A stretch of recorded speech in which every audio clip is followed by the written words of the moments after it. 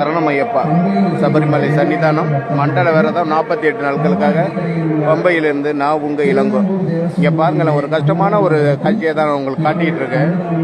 என்னன்னு பார்த்தீங்கன்னா, பம்பாவில் கீ விழுந்திருக்கு சாமி, அடைக்கிறாங்க.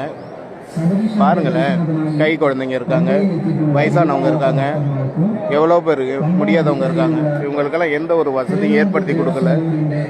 அடிப்படை வசதி கூட இல்லாமல், ஒரு தண்ணீர் கூட இல்லாமல், காலையில் இந்த சுட்டரிக்கிற வெயிலில் எப்படி பக்தர்கள் நின்றுக்கிட்டு இருக்காங்கன்னு பாருங்கள். பகவானை தரிசனம் பண்ணணுங்கிற ஒரே காரணத்துக்காக நின்றுட்டு இருக்காங்க.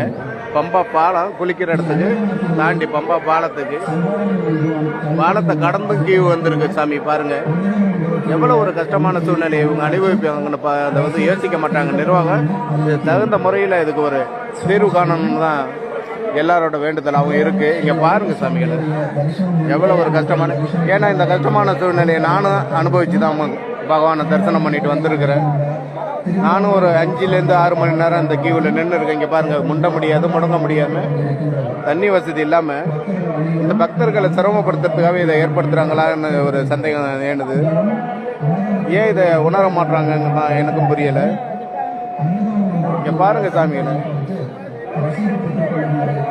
இந்த மனசு எனக்கு ரொம்ப கஷ்டத்தோடு தான் இந்த பதிவை பதிவு செய்கிறேன். எவ்வளோ கஷ்டப்படுத்துறாங்க பாருங்க. நான் கியூ போகிறேன், குழந்தைங்களை வச்சுக்கிட்டு எவ்வளோ சிரமப்படுறாங்கன்னு பாருங்க.